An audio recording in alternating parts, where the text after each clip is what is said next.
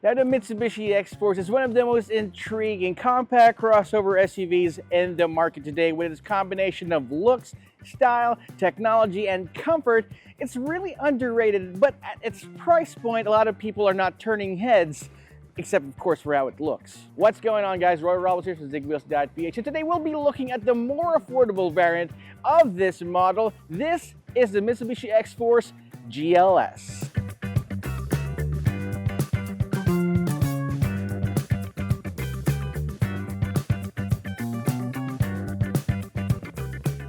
Now, in case you've been mistaking this for any other model today, check out the side. It says there, Mitsubishi XForce, just to get that out of the way. Now, for starters, the front end, we've already reviewed the front end of the Mitsubishi XForce, but that one had the Mitsubishi Genuine Accessories package. This is vanilla through and through, and despite the fact that this is the vanilla model, it still looks quite striking. The new dynamic shield design from Mitsubishi gives us something to look forward to with future models from Mitsubishi. You've got these LED DRLs, LED headlamps, a nice looking lower end, and that grille definitely is more cohesive in design, especially when compared to older models. Underneath the hood, you still have the same 1.5 liter naturally aspirated engine, which we'll be talking about more later.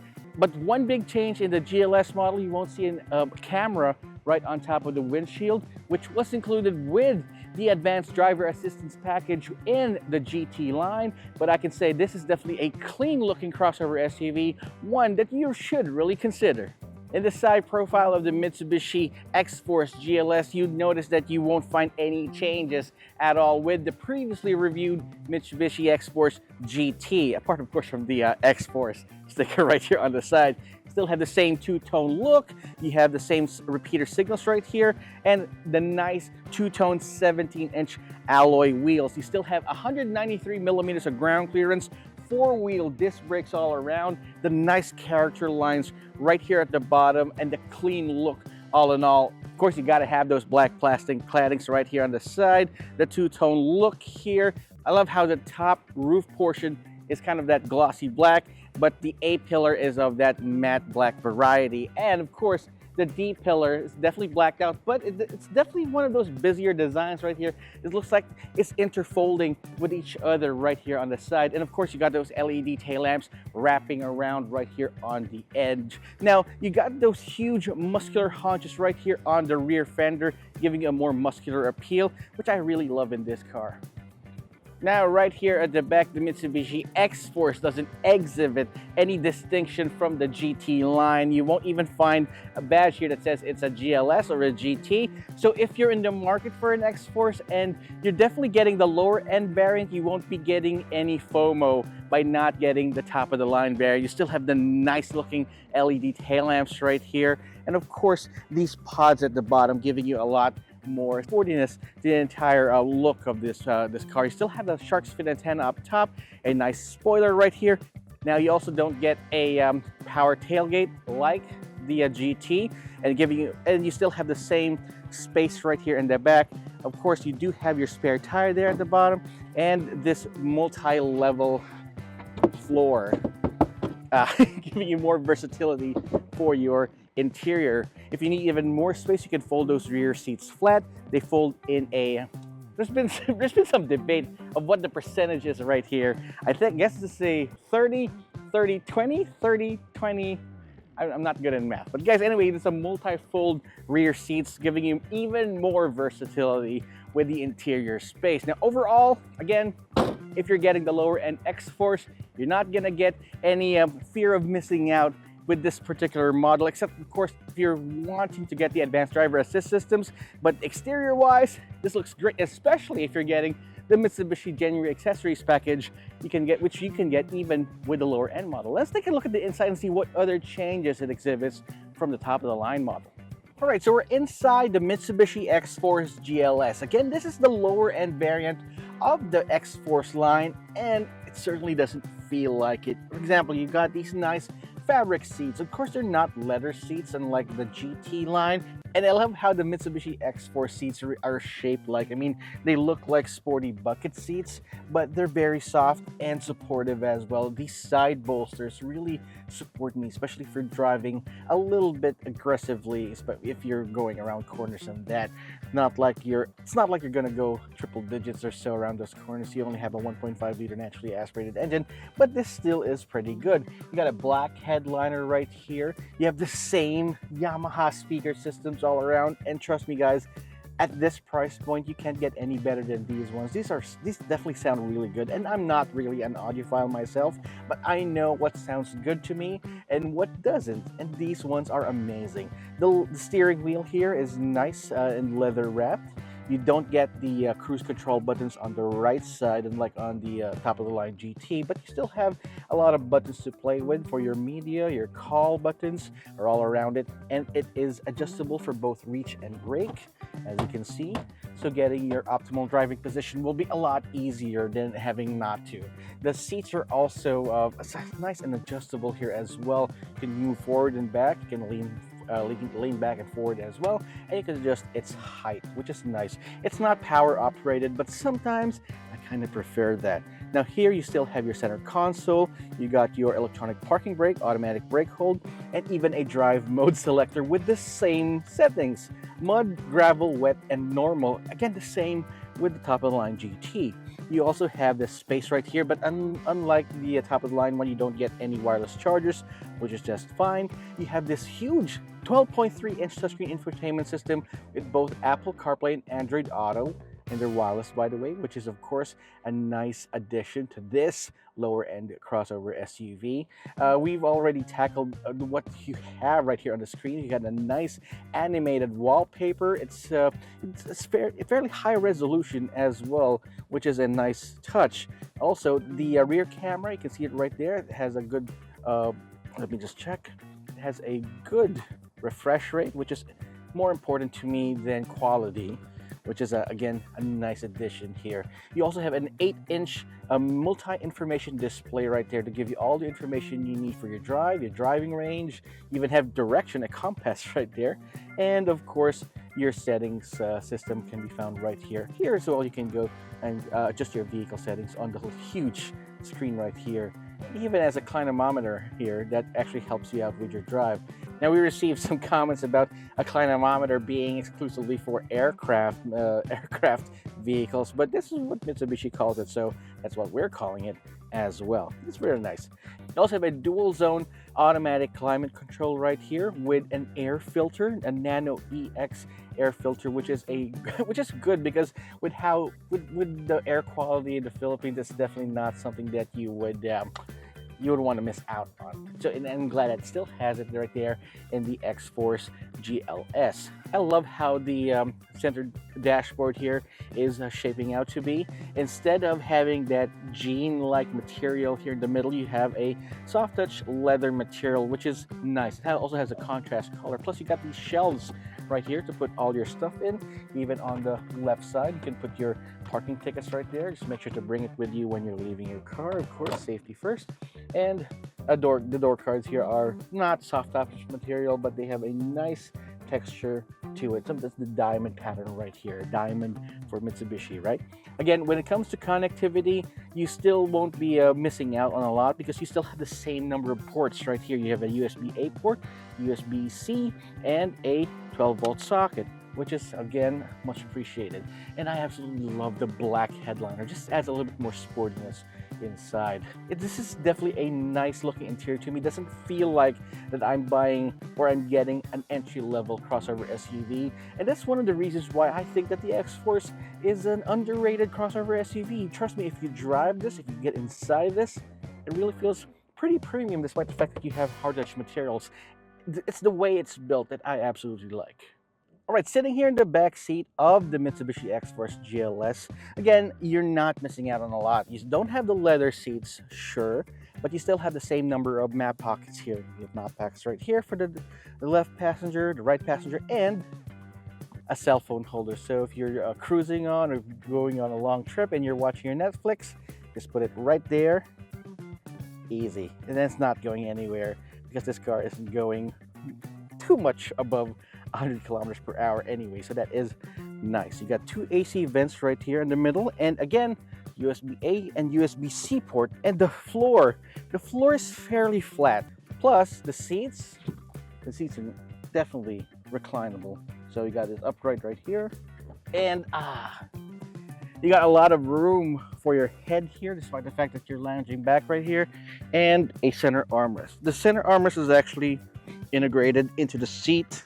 Just fold that down, and you got two cup holders right there.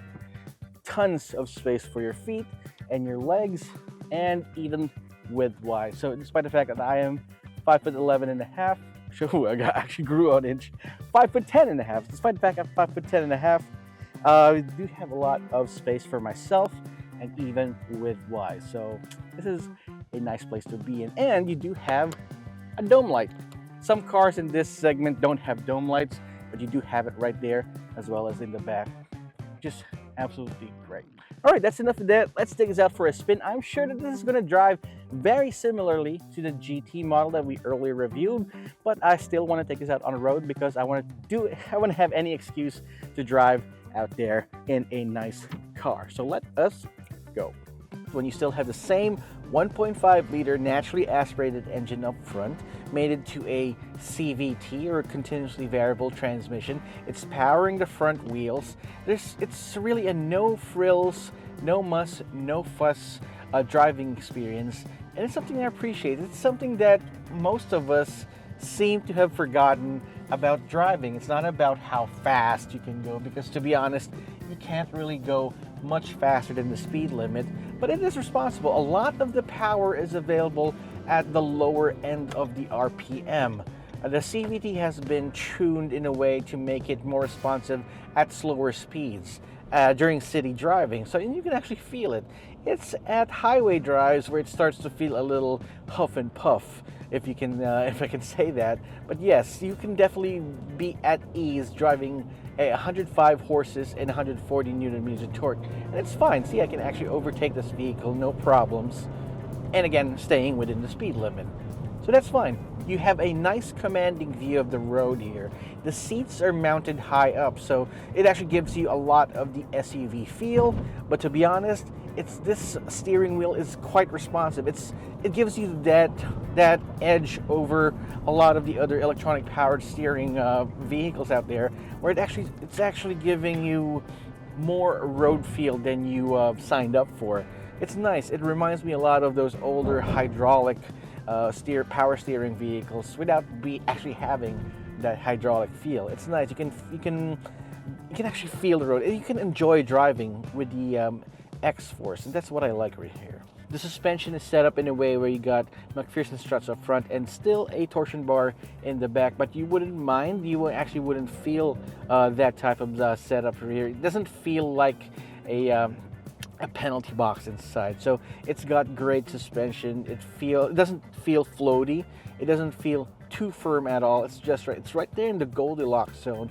The Mitsubishi engineers would be really proud of this vehicle, because they know exactly who their market is, and this is definitely one good riding vehicle. It's also got active yaw control. One thing that it's got over the top of the line model is the active yaw control. So for Mitsubishi fans, if you think that the active yaw control would be similar to the Mitsubishi Evolution, in a way that they've got some nice rev knuckles underneath to control that, it's just simply a way to control the brakes on each wheel, and it's just inspired by that particular feature and principle. So you still got that right here. So the turning radius that we have in the Mitsubishi XForce is admirable. It does look like a larger SUV than it actually is, but once you drive it around, you can feel its car-like nature and its great maneuverability.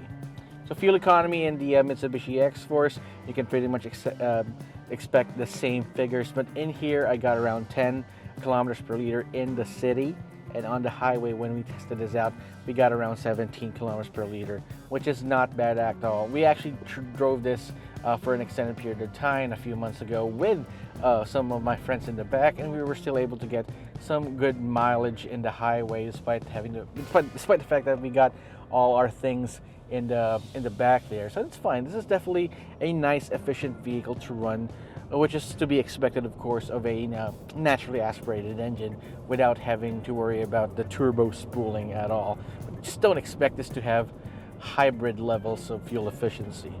NVH levels is all right. Again, this is a nice. This doesn't feel like any other Mitsubishi that I've driven in the past, where they'd slap some seats on it, put some doors, and they'd call it a day. This one here feels more purposeful, if you may. It feels more direct and actually got great NVH levels. So the noise that's coming from the outside is nicely muted. The only thing that you can hear, the only thing that I'm concerned about is the road noise. And I think that's because of those 17-inch wheels with those hard rolling tires to achieve great fuel economy. The only drawback with that is, of course, road noise. So that's okay. It definitely is at an acceptable level. And since it's a 4-cylinder engine, so no diesel, no 3-cylinder, you get great, it's quiet inside, so no vibrations, minimal vibrations coming in through the cabin from the engine bay, so that's no problems at all. Pricing for the Mitsubishi XForce GLS starts at 1,367,000 pesos, so it is quite a few ways more affordable than the GT model, but you do miss out on a lot of the other features like adaptive cruise control and the rest of the advanced driver assist systems you can get in the top of the line variant. But for me, who is actually looking for more of the drive, more of the drive quality, fuel efficiency, and the space that we got right here, this is enough. I mean, at that price point, it's still still doing an uphill battle against a lot of its competition. I mean, this is a very crowded segment that's filled with both turbocharged, naturally aspirated contenders, and even electrics and even hybrid vehicles. So that's my full review of the lower end Mitsubishi XForce, the Mitsubishi XForce GLS. Now, apart from the fact that it omits a lot of the advanced driver assist systems,